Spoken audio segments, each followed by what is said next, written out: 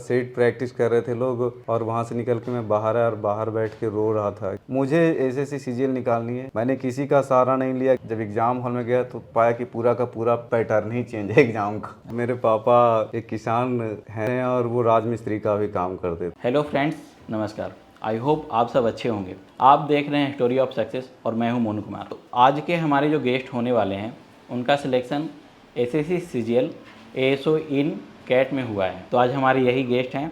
तो आज इनकी पूरी कहानी इन्हीं की जुबानी जानेंगे। बिना ज़्यादा टाइम वेस्ट ना करते हुए चलिए आइए आप सबको मिलवाते हैं अपने गेस्ट से। आइए भैया, आइए भैया, बैठिए। तो भैया बताइए अपने बारे में। पहले तो आपका नाम क्या होगा, नाम थोड़ा सा बता दीजिए। मेरा नाम सनी देव कुमार निराला है। मैं अभी assistant section officer in central administrative tribunal Lucknow में कार्यरत हूँ। मेरा सिलेक्शन सीजीएल 2018 के माध्यम से हुआ था और मेरी ज्वाइनिंग 2 अगस्त 2021 को कैट लखनऊ में हुई। उसके पहले मेरा सिलेक्शन एसएससी सीजीएल 2017 के माध्यम से tax assistant in income tax हुआ था, जिसमें मेरी पोस्टिंग कटक में हुई और कटक में 9 महीने कार्य करने के बाद मेरा सिलेक्शन सीजीएल 2018 से एसओ इन कैट में हुआ और फिर 2 अगस्त 2021 को मैंने कैट लखनऊ को ज्वाइन कर लिया। अब बताइए स्कूलिंग वगैरह। मेरी स्कूलिंग गांव के ही विद्यालय से हुई। अच्छा, हाँ, वहाँ तक मैंने 8वीं तक की पढ़ाई की। गांव में ही? हाँ, गांव में ही 8वीं तक की पढ़ाई की। अच्छा अच्छा। और उसके बाद फिर गांव से ही थोड़ी दूरी पे एक छोटा सा शहर है, एक अंगरसरा, वहाँ एसएस एकेडमी नाम की सरकारी गवर्नमेंट स्कूल है। अच्छा अच्छा। तो मतलब आपका जिला कौन सा है? नालंदा। अच्छा, नालंदा से ही हैं आप, है ना? हाँ हाँ। और आपका पढ़ाई का मीडियम हिंदी मीडियम ही था, है ना? हाँ हाँ, मेरा मीडियम ग्रेजुएशन तक हिंदी ही था। मैंने ग्रेजुएशन तक हिंदी स्ट्रीम में ही पढ़ाई करी है। उसके बाद फिर मैंने सबसे पहली बार सीजीएल का फॉर्म 2014 में भरा था। तब मैं सीजीएल की तरफ मेरा रुझान नहीं था। मैं उस समय जेई मेंस या एडवांस को पढ़ाने की तैयारी कर रहा था ताकि मैं उसी डायरेक्शन में अपना कैरियर बना सकूं। तो आपका सब्जेक्ट कुछ तो अच्छा होगा? हाँ, मेरा मैथमेटिक्स सही था, ज़्यादा बेहतर था। हाँ। तो आप चाहते थे कि हम मैथ का टीचर बन जाएं उन इंस्टीट्यूट में जहाँ पे आईआईटी का तैयारी होता है। अच्छा। मैंने कोशिश भी की, कई क्लासेज में जा कर के मैंने बात भी की, बट अनफॉर्चुनेटली किसी ने मुझे जगह नहीं दी। तो फिर वो ये हुआ कि अब करना क्या यार, मेरे पास उतने पैसे थे नहीं कि मैं खुद से कोचिंग खड़ा कर सकूं। तो मैंने सोचा कि अब गवर्नमेंट जॉब की तरफ जाया जाए। हाँ, और मैंने 2014 का एग्ज़ाम इसी दरमियान दिया था और मेरा पीटी में बहुत कम मार्क्स आया था, लेकिन मैं क्वालिफाई कर गया। तो मेंस देने के बाद जब फाइनल नहीं, मतलब जब लिस्ट निकली टायर 1 और के बाद टायर 2 होने के बाद जो रिजल्ट निकलता, तो उसमें मैं 5-6 अंक से छूट गया था। लेकिन मुझे मलाल नहीं हुआ, क्योंकि मैंने तैयारी की नहीं थी, तो मुझे फ़र्क नहीं पड़ा। लेकिन अब क्या था कि पढ़ाई जहाँ मैं पढ़ाने की कोशिश कर रहा था उधर फेलुअरशिप मतलब बार बार हो रहा था। तो फिर ये हुआ कि यार नहीं, अब अच्छे से तैयारी करना है सीजीएल की। तो फिर सीजीएल 15 दिया और मेरा इंग्लिश उस समय 0 था। अच्छा, क्योंकि आप हिंदी मीडियम से पढ़े हुए हैं। हाँ, मतलब ग्रेजुएशन तक तो आप हिंदी मीडियम से ही पढ़े? मीडियम से पढ़े हैं। अच्छा, और ग्रेजुएशन में आपका सब्जेक्ट क्या था ऑनर्स पेपर में? मेरा ऑनर्स मैथमेटिक्स ही। अच्छा, मैथमेटिक्स ही था। अच्छा हाँ, थ्रू आउट मैथमेटिक्स मेरा ठीक रहा। अच्छा। हाँ, तो जब मैंने तैयारी की तब मेरा इंग्लिश एकदम 0 लेवल पे था। Actually I didn't know much in English at that time, but 2015 में मैंने तैयारी शुरू की और दिया, पीटी हो गया मेरा, और फिर मेंस हुआ और मेंस में मैंने मैथमेटिक्स में 190 मार्क्स ले आए 200 में से। अच्छा, और इंग्लिश में unfortunately I got only 111 marks. उस समय मुझे सीजीएल के बारे में कुछ जानकारी नहीं थी एक्चुअल में। अच्छा। हाँ, मैं पहली बार मतलब सीजीएल दिया था थोड़ा सा सीरियस होकर के। मेरे पास बुक भी नहीं थे, बट कि कहीं से मैंने जमा किए, एक इंग्लिश की आर.एस. अग्रवाल की ऑब्जेक्टिव की बुक थी, उसी से मैंने पढ़ाई की और कुछ किया नहीं था। और मैथमेटिक्स मेरा नेचुरली ठीक था। अच्छा, मतलब छोटा से ही मैथ को इंटरेस्ट था और हाँ, मतलब उसमें बचपन से ठीक थे, हाँ, है ना? और इंग्लिश तो एकदम ना के बराबर था। लेकिन जब मैंने तैयारी शुरू की थी तो मुझे इंग्लिश समझ में भी नहीं आता था, टूटता नहीं था सेंटेंस। अच्छा। तोड़ भी नहीं पाते थे कि सेंटेंस हो तो कैसे तोड़ें, कैसे ब्रेक करें, कॉमन एरर्स में कैसे सही से चुनाव करें, बहुत गलतियाँ होती थी। तो आप इंग्लिश में कैसे तैयारी किए कि हिंदी मीडियम रहते हुए, क्योंकि आज के जो बच्चे होते हैं हिंदी मीडियम से जो पढ़े हुए होते हैं ना, उनको इंग्लिश बहुत ही वीक होता है, मतलब कमज़ोर होता है। जैसा कि बिहार बोर्ड में अभी इंग्लिश का नंबर भी ऐड नहीं होता है परसेंटेज में 10th में, तो उस पर लोग ध्यान नहीं देते हैं इंग्लिश पढ़ने पर। तो आप वहाँ से पढ़ के निकले हिंदी मीडियम से, और जैसा कि बता रहे हैं इंग्लिश में आप काफ़ी कमज़ोर भी थे, तो कैसे फिर उसको डेवलप किए? हाँ, ये हुआ ये कि एक तो सबसे पहली बात ये ठान लिया था कि यार अब तो कुछ करना, गवर्नमेंट जॉब करना है, और सीजीएल मेरा फर्स्ट प्रीफरेंस रहा हमेशा, और उसके अलावा किसी चीज़ में उतना इंटरेस्ट था नहीं। सीजीएल थोड़ा सा मतलब अच्छा, ठीक। तो और किसी और डिपार्टमेंट का एग्ज़ाम नहीं दिए, जैसे रेलवे होता है, बैंकिंग होता है? मैंने दिया, रेलवे का दिया था, तो रेलवे वाले के एग्ज़ाम में मैंने मुंबई जोन से भरा था और मेरा 159 रैंक था। हाँ, और मुझे टीए ऑफ़र हुआ था, पर मैंने मेडिकल सबमिट नहीं किया था क्योंकि मुझे कलर ब्लाइंड का थोड़ा इशू था। अच्छा अच्छा, मैंने मेडिकल जमा नहीं किया और इस कारण से वहाँ सिलेक्शन नहीं हुआ। और उसी के कुछ दिन बाद सीजीएल 16 का फिर मेरा रिजल्ट गिर गया। उसके कुछ ही दिन बाद रिजल्ट आया था और वो नहीं हुआ, तो मतलब मैं रो रहा था एक्चुअल में। हाँ, तो मैं बाहर बैठ के रो रहा था। सेट प्रैक्टिस कर रहे थे लोग और वहाँ से निकल के मैं बाहर आया और बाहर बैठ के रो रहा था कि अब मैं क्या करूँगा। पढ़ाई के अलावा तो मैंने कुछ करी भी नहीं है जीवन भर। कुछ लोगों ने समझाया कि इस बार नहीं हुआ तो उस बार होगा, लेकिन मन कहाँ मानता है अंदर से। तो उस समय जब आप का रिजल्ट गिरता था, नहीं हो पाता था, तो खुद को मोटिवेट कैसे करते थे? हाँ, उसमें एक लड़का था, मतलब जहाँ पे हम रहते थे वहाँ, तो वो मुझे ये बोला ना कि भैया अगर आपका रिजल्ट नहीं ना होगा तो हम लोगों का तो हम सोच भी नहीं सकते गवर्नमेंट जॉब क्लियर भी कर पाएंगे। जो जानते थे आपको, हाँ, कि जो पढ़ने में आप इतने अच्छे हैं, जब आपका रिजल्ट नहीं होगा तो हम लोग फिर कहाँ रहेंगे? हम लोगों को तो किसी भी डिपार्टमेंट में जॉब नहीं मिलेगा। हाँ, उसका ऐसा कहना था। उसका यही कहना था। तो ये जो छोटी छोटी चीज़ें रही वो मतलब हाईली मोटिवेशनल अंदर से कराया कि अगर हम करेंगे तो इन लोगों को भी कॉन्फिडेंस अंदर से आएगा। एंड अभी मैं बता दूं कि वो सिलेक्टेड है। अच्छा, तो वो कैसा खुशी हुआ आपको जब आप सिलेक्टेड हुए, उसके बाद वो भी हुए, तो आपको कैसा फील हुआ? एक्चुअल में मैं सिलेक्ट हुआ तब तो मैं बहुत खुश था क्योंकि मुझे एक समय लग रहा था कि अब तो नौकरी होगी नहीं, क्योंकि मैं 14 में मेरा रिजल्ट नहीं हुआ था, 15 में ओबीसी इशू एक्चुअल में लास्ट में आ गया था, इस कारण से नहीं हुआ, फिर 16 में नहीं हुआ। तो 16 में जब नहीं हुआ, दो रिजल्ट एक साथ गिरे। एक्चुअल में 3 रिजल्ट एक साथ गिर गए थे। बिहार एसएससी सीजीएल का भी शायद उसी टाइम या उससे कुछ पहले 15 में रिजल्ट आया होगा, मुझे उतना ध्यान है नहीं एक्चुअल में। तो बिहार एसएससी सीजीएल का भी मैंने मेंस दिया था, तो वो नहीं हुआ, और रेलवे नहीं हुआ, सीजीएल 2016 नहीं हुआ। तो मतलब अब लग रहा था कि अब तो बैक जाना है, या तो पढ़ाना नहीं तो खेती करनी, क्योंकि और कोई ऑप्शन था नहीं हमारे पास। यहाँ तक सोच लिए थे कि अब गांव जाना है, अब खेती करना पड़ेगा। हाँ। अब जॉब लगता है संभव नहीं है। हाँ, और इसी दरमियान गांव वाले भी बहुत सारे फिर मजाक भी उड़ाते थे पीछे कि क्या पढ़ता है, सिर्फ झूठ बोलता है कि इतने पढ़ने में तेज है, ये है वो है, मतलब अफवाहें बातें शुरू हो गई थी उस अच्छा,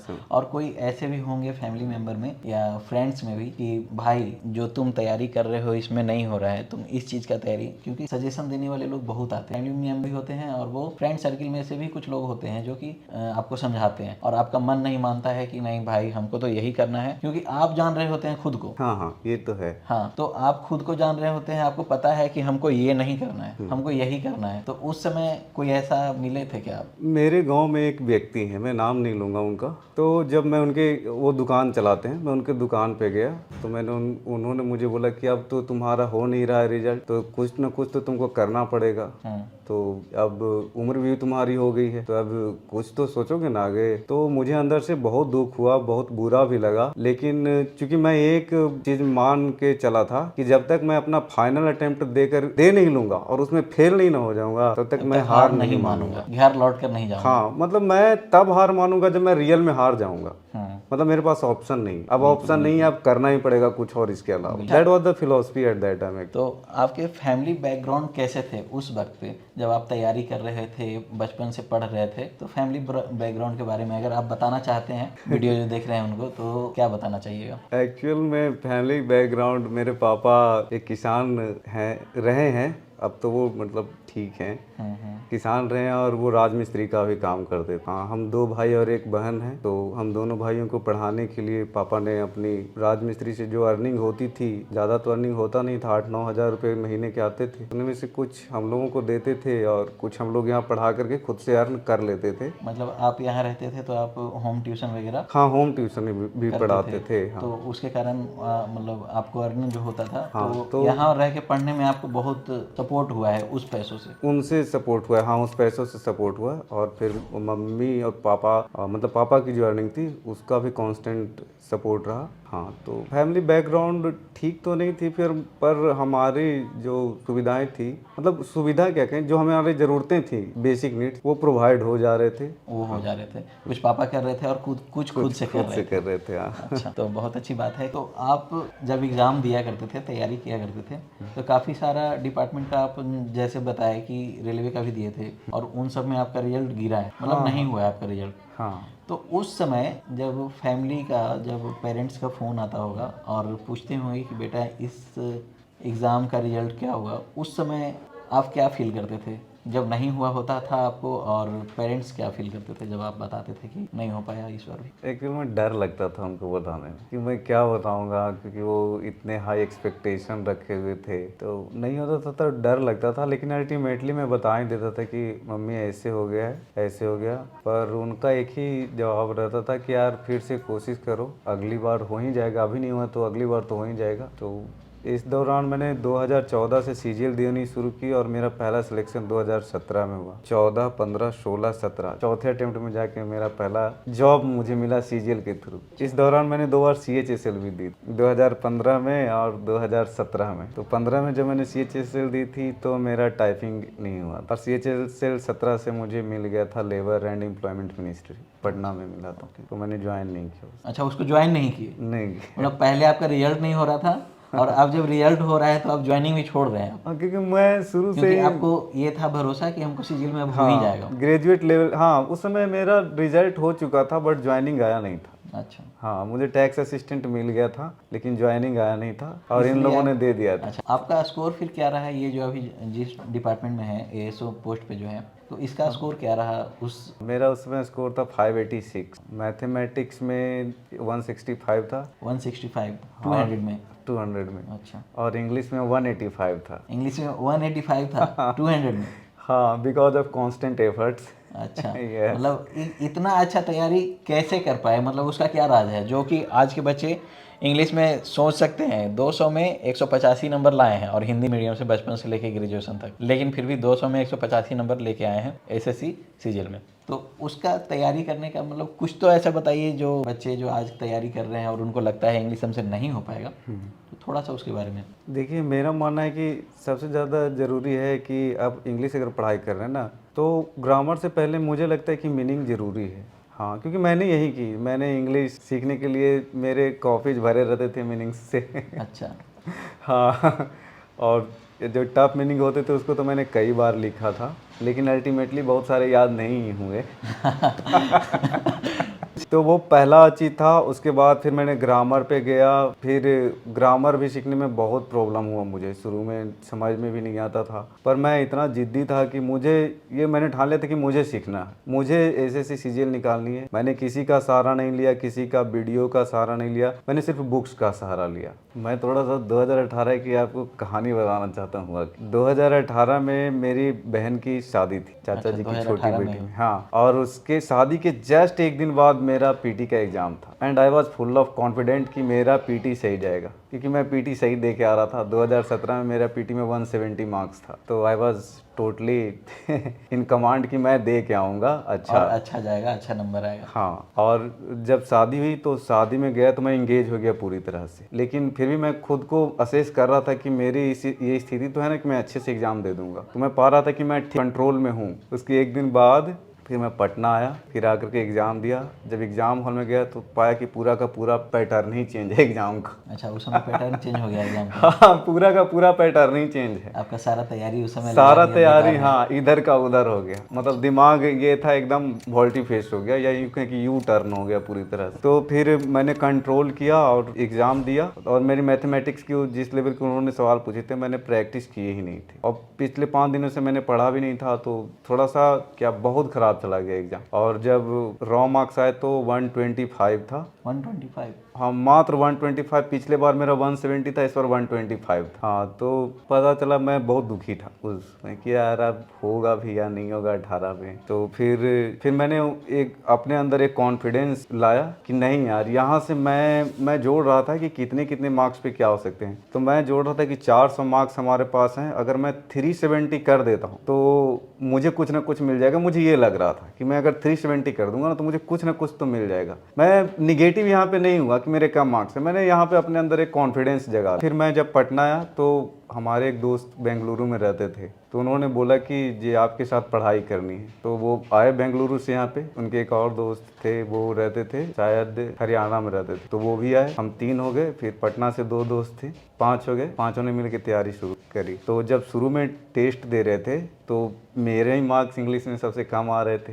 अब मुझे लग रहा था मैं काफ़ी अच्छे पढ़ाई कर चुका हूँ, मेरे मार्क्स कम आ रहे हैं। बट मैं यहाँ से जाने के बाद रात को काफ़ी लेट स्टडी करता था। रात में अकेले 2 बजे तक मैं छत के ऊपर जाके बैठा रहता था। रात में 2-2 बजे तक? हाँ, और मैं पढ़ाई करता रहता था वो फ़ोन के माध्यम से। तो फिर कुछ दिनों के बाद ये हुआ कि मेरे मार्क्स ऊपर आने लगे और उन लोगों के नीचे जाने लगे। और फिर मेरा कभी नीचे नहीं गया। मतलब वो तैयारी आपका रंग काम आ लाया। गया। हाँ, और जब पीटी का रिजल्ट आने वाला था तो आई वाज अफ्रेड। एक्चुअली मैं थोड़ा डरा हुआ था कि, और मेरे साथ जो लोग थे उनके अच्छे मार्क्स। तो पीटी का रिजल्ट निकला तो एक लड़का था, उसका 181 उसने बताया। तो मुझे लगा कि मैं 125 हूँ तो ज़्यादा से ज़्यादा 140 जाऊँगा। बट जब पीटी के रिजल्ट आए तो मुझे 171 मार्क्स मिले थे। मतलब नॉर्मलाइजेशन शायद वो शिफ्ट मेरा कड़ा रहा होगा, लेकिन मैं सोच रहा था कि मेरा एग्ज़ाम खराब गया है। फिर 200 में आपका 170 हो गया। 170 नंबर हो गया। हाँ, मैंने पहले से ही कॉन्फिडेंस अपने अंदर जगा रखा था कि मैं इतना ले आऊँगा, और इस चीज़ ने मेरे को पूरी तरीके से मतलब रॉकेट बूस्टर दे दिया। अब तो मेरी कॉन्फिडेंस आसमान पे चली गई पूरी तरह से।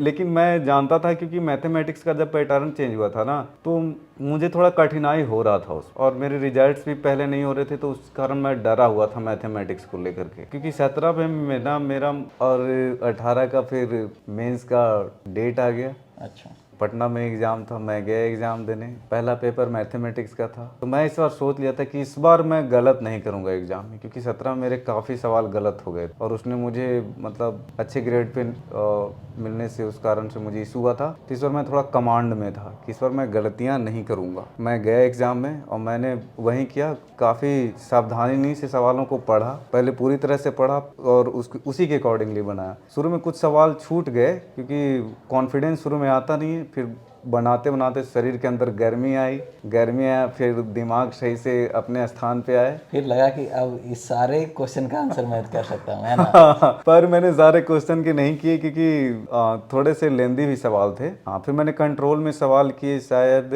86 सवाल मैंने हल किए थे। तो वो एग्ज़ाम मैंने 86 सवाल ही हल किए थे। पर मैं इस बार खुश था क्योंकि मैं पूरी तरह से कंट्रोल में था। मुझे भरोसा था कि लगभग सारे सवाल मैंने सही ही हल किए हैं। पर इसके जब रिजल्ट आए तो उसमें से 4 सवाल शायद गलत। तो मतलब नॉर्मलाइजेशन के बाद 165 मार्क्स हुआ था मैथ में। हाँ, और इंग्लिश के सवाल मुझे कहीं से कठिन नहीं लगा। जब मैं दे के आया तो मुझे लग रहा था कि 195 तो आ ही जाएंगे। जो सब्जेक्ट आपका इजी था मैथ, हाँ, उसमें आपका 165 आया। और जो सब्जेक्ट आपका डिफिकल्ट था, पहले डिफिकल्ट था। हाँ, उस पे आप इतना काम किए हाँ कि उसमें 185 आया। हाँ, मतलब जब इसका नॉर्मलाइजेशन स्कोर आया तो वो 185 था। हाँ, और मेंस में 350 आ गया और इस कारण से मैं अच्छे रैंकरों की लिस्ट में आ गया। अच्छा, मतलब रैंक भी आपका अच्छा आ गया। हाँ, क्योंकि नंबर आपका काफ़ी बेहतर आया। और उधर पीटी में भी नॉर्मलाइजेशन के कारण आपका हाँ, नॉर्मलाइजेशन ठीक हो गया। इस बार थोड़ा सा मतलब लक ठीक था। आप कितना टाइम देते थे पढ़ने में, मतलब एसएससी सीजीएल का जब तैयारी करते थे तो कितना टाइम आप देते थे? देखिए, मैं तो सेट प्रैक्टिस करता था क्योंकि मुझे लगता है वो मस्ट है। तो आज के जो बच्चे तैयारी कर रहे हैं किसी भी कम्पिटिटिव एग्ज़ाम का, तो उनको आप क्या कहना चाहिए, किस ढंग से वो तैयारी करें, और ख़ास करके हिंदी मीडियम वालों का, कि जो इंग्लिश से डरते हैं, और काफ़ी लोगों का मैथ ठीक होता है फिर भी इंग्लिश के कारण वो अच्छी जगह पे नहीं जा पाते। हाँ, तो मैं ये कहना चाहूँगा ना कि आप अगर इंग्लिश सीखना चाहते हैं तो आपकी कांस्टेंट एफर्ट होनी चाहिए। ये नहीं कि आप सीख रहे हैं, 4 दिन पढ़े, फिर पढ़ाई में मन नहीं लग रहा है तो 6 दिन छोड़ दिए, फिर क्या होता है ऐसे ऐसे करते करते छूट जाता है। तो आपको ये होना चाहिए कि अगर समझ में नहीं भी आ रही है ना तो आप समझने की कोशिश करिए, 4 बार पढ़िए, 6 बार पढ़िए। क्या होता है पढ़ने से उसमें हर बार एक छोटी न छोटी चीज़ आपको समझ में आएगी। उससे क्या है कि कई बार पढ़ने के बाद वो पूरे के पूरे सेंटेंस समझ में आ जाएंगे। तो ऐसे करते रहने से धीरे धीरे मतलब बूंद बूंद करके ही घड़ा बढ़ता है। और एक कहावत भी है कि करत करत अभ्यास ते जड़मति होत सुजान, रसरी आवत जाते सिल पे परत निशान। कि मतलब आप लगातार अगर प्रयास करेंगे ना तो उसमें बदलाव आएगा। मैं बस एक चीज़ कहना चाहूँगा जो तैयारी कर रहे हैं, जो शुरू कर रहे हैं, कि तिल भी ताड़ बनते हैं और पत्थर भी पहाड़ बनते हैं। बिल्कुल। हाँ, अगर कोशिशें सही डायरेक्शन में रखी जाए ना तो छोटी चीज़ें एक दिन बड़ा बन ही जाती है, वो रुकता नहीं है कहीं। तो भैया से बात करके काफ़ी अच्छा लगा, और इनकी यह स्टोरी आप लोग सबके सामने है ही। तो अब ये वीडियो यहीं पे लास्ट करते हैं। अगर कोई फ्रेंड्स अपना स्टोरी इस चैनल के माध्यम से, मेरे द्वारा इस चैनल के माध्यम से, वीडियो के माध्यम से अगर अपना स्टोरी रखना चाहते हैं ना, तो मेरा इंस्टाग्राम आईडी पे डीएम भी कर सकते हैं, जो कि नीचे डिस्क्रिप्शन में दिया हुआ है, और मेरा मेल आईडी में मेल भी कर सकते हैं। दोनों आपको मिल जाएगा, और आप अपना स्टोरी, अपना जर्नी, अगर लगता है आपको कि आपके स्टोरी से कोई मोटिवेट होंगे, मतलब किन्हीं को लाभ होगा आपके स्टोरी से, तो बिल्कुल आइए और अपना स्टोरी रखिए यहाँ पे।